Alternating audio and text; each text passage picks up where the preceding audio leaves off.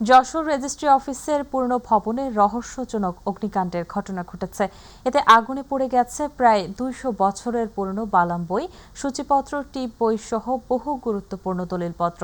বৃহস্পতিবার রাত ৯:৩০টার দিকে হঠাৎ করে রেজিস্ট্রি অফিসের পুরনো ভবন থেকে ধোঁয়া বের হতে দেখা যায়। মুহূর্তের মধ্যেই আগুন ছড়িয়ে পড়ে এবং ভবনের ভেতরে সংরক্ষিত গুরুত্বপূর্ণ নথিপত্রে আগুন লেগে যায়।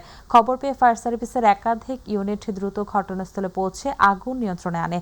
তবে তার আগে বহু পুরনো ও অমূল্য দলিলপত্র আগুনে পুড়ে সম্পূর্ণ নষ্ট হয়ে যায়। প্রত্যক্ষদর্শীরা জানান, ভবনটিতে বিদ্যুৎ সংযোগ সীমিত থাকায় অগ্নিকাণ্ডের ঘটনায় রহস্য সৃষ্টি হয়েছে।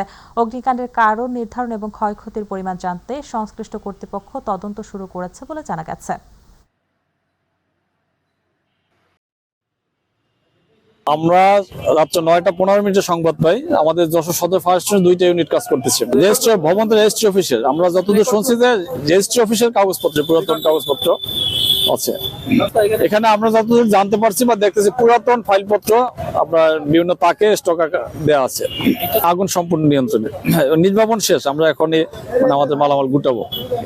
কাগজপত্র তো কিছুটা পড়ছে, কিছুটা পানিতে ক্ষতি হয়েছে। আগুনের সূত্রপাত এবং ক্ষয়ক্ষতির পরিমাণ এটা তদন্ত সাপেক্ষে বলা যাবে, আনুমানিক কিছুই বলা যাচ্ছে না।